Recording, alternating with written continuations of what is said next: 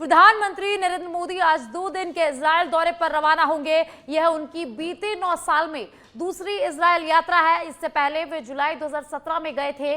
बुधवार को राजधानी तेल अवीव पहुंचने के बाद पीएम नरेंद्र मोदी नेतन्याहू के साथ प्राइवेट बातचीत यहां पर करेंगे। मोदी आज इजरायल की संसद को भी संबोधित करेंगे। ऐसा करने वाले वे पहले भारतीय प्रधानमंत्री होंगे।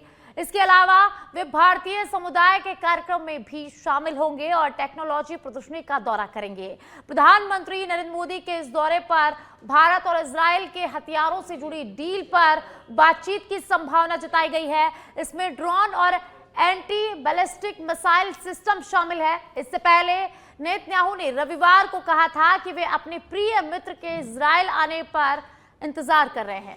तो आपको बता दें कि प्रधानमंत्री नरेंद्र मोदी 2 दिन के इजरायल दौरे पर है। पीएम नरेंद्र मोदी इजरायल के लिए रवाना यहां पर होने वाले हैं कुछ ही देर में।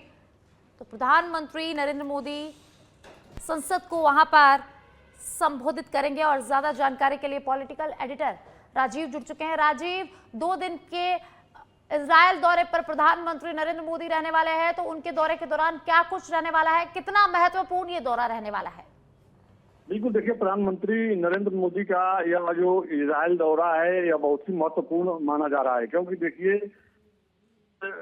में जो आर्थिक स्थिति जो बेहतर हुई है या प्रधानमंत्री नरेंद्र मोदी का जो विजन है कि 2047 तक भारत को विकसित राष्ट्र बनाना है, उसको ध्यान में रखते हुए कई औद्योगिक समझौते होने की जानकारी मिल रही है। प्रधानमंत्री जब वहां पे जाएंगे तो वहां पर भव्य स्वागत होगा ही, साथ ही जो भारतीय मूल के लोग वहां पे रहते हैं, वहां पे उद्योग धंधा करते हैं, नौकरी करते हैं, उन लोगों द्वारा प्रधानमंत्री का स्वागत किया जाएगा, संबोधन किया जाएगा। साथ ही प्रधानमंत्री वहां कई उद्योगपतियों से मीटिंग भी करेंगे। वहां के जो प्रधानमंत्री या राष्ट्राध्यक्ष है उन लोगों के साथ प्रधानमंत्री की मुलाकात है, द्विपक्षीय वार्ता है।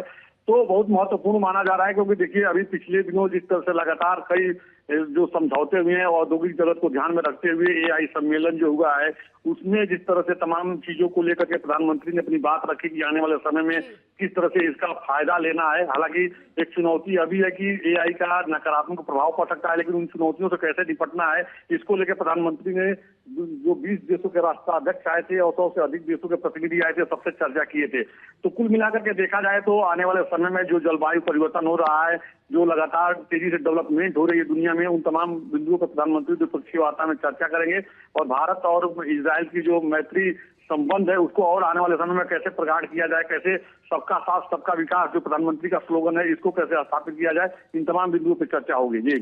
जी राजीव, प्रधानमंत्री नरेंद्र मोदी इजरायल में संसद को भी संबोधित करेंगे और प्रधानमंत्री नरेंद्र मोदी पहले भारतीय प्रधानमंत्री होंगे जो संसद में भाषण दे सकते हैं।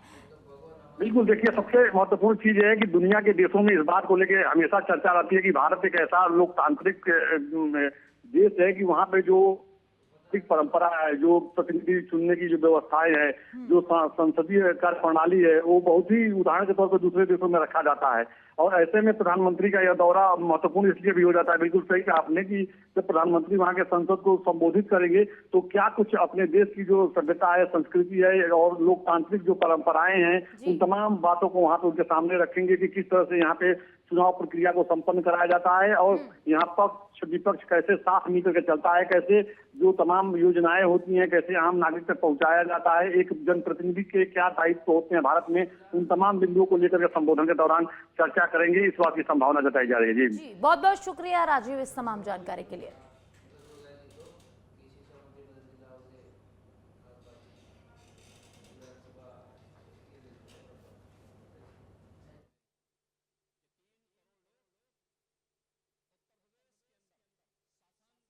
चलिए खबरों में आगे बढ़ेंगे। जयपुर से खबर है जहां मुख्यमंत्री भुजनलाल शर्मा कैबिनेट की बैठक आज होगी। दोपहर 1 बजे कैबिनेट की बैठक होगी।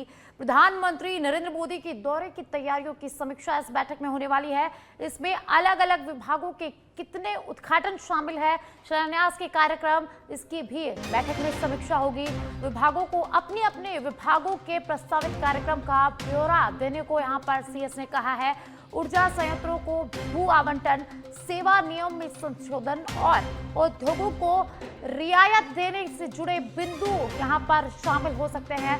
जन विश्वास विधेयक, पंचायती राज संस्थाओं में चुनाव लड़ने के लिए 2 संतान की बाध्यता को लेकर विचार इस बैठक में संभव है। तो आज भजनलाल कैबिनेट की बैठक होगी, दोपहर 1 बजे बैठक होगी। बैठक में सीएस भी मौजूद रहेंगे और कई मुद्दों पर इस बैठक में चर्चा होगी। तो देखिए, जयपुर से ये बड़ी जानकारी। भजनलाल कैबिनेट की बैठक आज प्रस्तावित है, दोपहर 1 बजे भजनलाल कैबिनेट की बैठक होगी। पीएम मोदी के दौरे की तैयारियों की समीक्षा इस बैठक में होगी। तो इसमें अलग अलग विभागों के कितने हैं उद्घाटन, शिलान्यास के कार्यक्रम, इसकी भी इस बैठक में समीक्षा होगी। प्रदेश में पंचायत चुनाव की तैयारियां अंतिम चरण में है। 1 जनवरी 2026 आज फोटोयुक्त मतदाता सूची का अंतिम प्रकाशन। 1 तक 18 वर्ष पूर्ण करने वाले नए मतदाता भी सूची में शामिल। इसी सूची के आधार पर तय होगी सरपंच चुनाव की मतदाता संख्या। 29 जनवरी को मतदाता सूची का ड्राफ्ट जो है वो जारी हुआ था। दावों और आपत्तियों के निस्तारण के बाद आज अंतिम प्रकाशन। कोर्ट के निर्देशानुसार 15 अप्रैल तक चुनाव कराना अनिवार्य है। अंतिम सूची जारी होते ही कभी भी घोषित हो सकता है चुनाव कार्यक्रम। मार्च में आचार संहिता लागू होने की संभावना। हालांकि पंचायत चुनाव में ओबीसी आरक्षण पर रिपोर्ट अब भी लंबित। तो कोर्ट के निर्देशानुसार 15 अप्रैल तक चुनाव कराना अनिवार्य है। अंतिम सूची जारी होते ही कभी भी चुनाव कार्यक्रम जो है वो घोषित हो सकते हैं। मार्च में आचार संहिता लागू होने की संभावना है। और इसी के साथ हालांकि पंचायत चुनाव में ओबीसी आरक्षण पर रिपोर्ट अब भी लंबित। प्रदेश में पंचायत चुनाव की तैयारियां अंतिम चरण पर है और 15 अप्रैल से पहले चुनाव कराना अनिवार्य है। कोर्ट के निर्देशानुसार 15 अप्रैल से पहले चुनाव कराने होंगे। और इसी के साथ सारी जो तैयारियां हैं वो यहां पर अंतिम चरण पर है। विधानसभा का बजट सत्र प्रश्नकाल के साथ विधानसभा की कार्यवाही सुबह 11 बजे शुरू होगी। तारांकित प्रश्नों की सूची में 23 प्रश्न है, तो वहीं अतारांकित प्रश्नों की सूची में भी 23 प्रश्न है। उप मुख्यमंत्री डॉक्टर प्रेमचंद बैरवा से संबंधित विभाग, उद्योग, जन स्वास्थ्य अभियंत्रिकी, जल संसाधन, जनजातीय क्षेत्रीय विकास, राजस्व, नगरीय विकास, ऊर्जा विभाग से संबंधित आज सदन में सवाल जवाब होंगे। तो विधानसभा का बजट सत्र सुबह 11 बजे प्रश्नकाल के साथ सदन की कार्यवाही शुरू होगी। तारांकित प्रश्नों की सूची में आज 23 प्रश्न है, तो वहीं अतारांकित प्रश्नों की सूची में भी आज 23 प्रश्न है। तो उप मुख्यमंत्री डॉक्टर प्रेमचंद बैरवा से संबंधित विभाग से आज सदन में सवाल जवाब होंगे।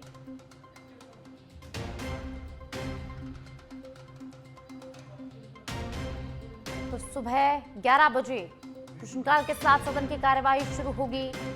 उप मुख्यमंत्री डॉक्टर प्रेमचंद बैरवा से संबंधित विभाग, उद्योग, जन स्वास्थ्य अभियंत्रिकी समेत तमाम विभागों से संबंधित आज सदन में सवाल जवाब होंगे।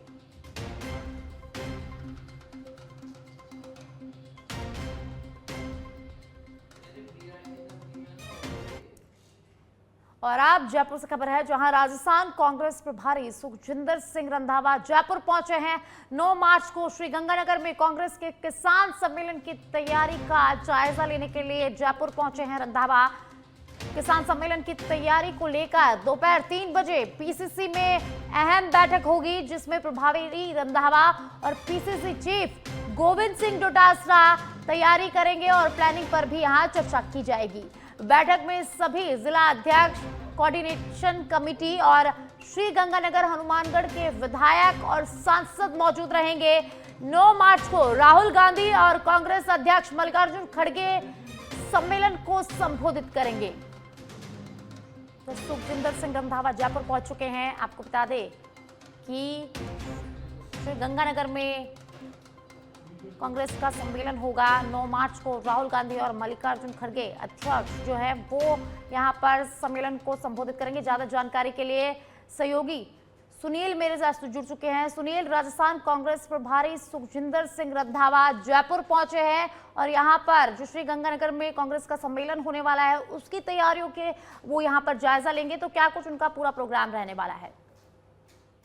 साक्षी देखिए, 9 मार्च को श्री गंगानगर में कांग्रेस का बड़ा जो किसान सम्मेलन वो आयोजित हो रहा है और उसकी तैयारियों को लेकर कांग्रेस जो आला कमान है वो जुटा हुआ है। राजस्थान कांग्रेस पर पूरी जिम्मेदारी है और राजस्थान कांग्रेस के प्रभारी सुखजिंदर सिंह रंधावा हैं, तो उसी के नाते यहाँ पर पहुंचे हैं जयपुर। और जयपुर में पीसीसी में दोपहर 3 बजे वो बैठक लेंगे। बैठक में जो पीसीसी चीफ गोविंद सिंह डोटासरा रहेंगे, पहले चर्चा करेंगे दोनों जो बड़े नेता प्रभारी और पीसीसी चीफ, और इसके बाद में जो कांग्रेस के जिला अध्यक्ष सारे, उन जिला अध्यक्षों को बुलाया है, कोऑर्डिनेशन कमेटी को उसको बुलाया गया है, और जो श्री गंगानगर जिले से आने वाले तमाम विधायक और सांसद हैं उनको, और जो बड़े वहाँ के नेता हैं उनको बुलाया गया है। साफ मकसद ये है कि जब कोई राष्ट्रीय कार्यक्रम, बड़ा कार्यक्रम होता है किसी पार्टी का और बड़े नेता आते हैं, तो उस राज्य की जिम्मेदारी बन जाती है कि उसको सफल बनाया जाए, उस किसान सम्मेलन को सफल बनाया जाए, ज्यादा से ज्यादा लोग लाए जाएं। तो ये पूरी बैठक है, ये इसी के इर्द गिर्द रहेगी कि राजस्थान भर से किस तरह से लाखों की संख्या में जो है भीड़ जुटाई जाए और आलाकमान को मैसेज दिया जाए कि राजस्थान में जो कांग्रेस के लोग हैं या कांग्रेस के समर्थक हैं वो काफी ज्यादा उत्साहित हैं और बहुत ज्यादा आपको देखना पसंद करते हैं। दूसरी तरफ कांग्रेस लगातार किसानों की बात करती है, तो ऐसी रैली में अगर ज्यादा भीड़ जुटती है तो ये मैसेज भी जाता है कि किसान है वो कांग्रेस की तरफ जा रहे हैं। तो ये रैली जो होती है, ये किसानों का जो समस्याएं हैं उनको उठाने के साथ साथ एक नैरेटिव सेट है वो भी यहाँ से होता है। और आने वाले दिनों में पंचायत और निकाय के चुनाव है, और पंचायत निकाय के चुनाव का सीधा सीधा जो ताल्लुकात रहता है, खासतौर पर जो पंचायत समिति और जिला परिषद का, वहां पर ग्रामीण जो लोग हैं उनसे सीधा सीधा ताल्लुकात रहता है, क्योंकि गाँव की सरकार वो होती है, तो और किसान कौम गाँव में रहती है। तो कहीं ना कहीं ये जो किसान सम्मेलन है, इससे आने वाले जो पंचायत निकाय चुनाव है उसका माहौल भी तैयार किया जाए। जी, बहुत बहुत शुक्रिया सुनील इस तमाम जानकारी के लिए।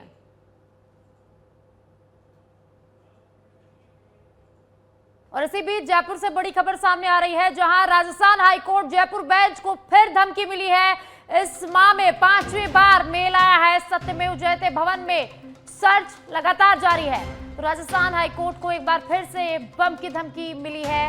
आपको बता दें कि इस महीने में 5वीं बार ये मेल आया है और सत्यमेव जयते भवन में लगातार सर्च किया जा रहा है। कोर्ट परिसर को खाली किया गया है और लगातार यहां पर सर्च किया जा रहा है। तो राजस्थान हाईकोर्ट को एक बार फिर बम से उड़ाने की धमकी मिली है।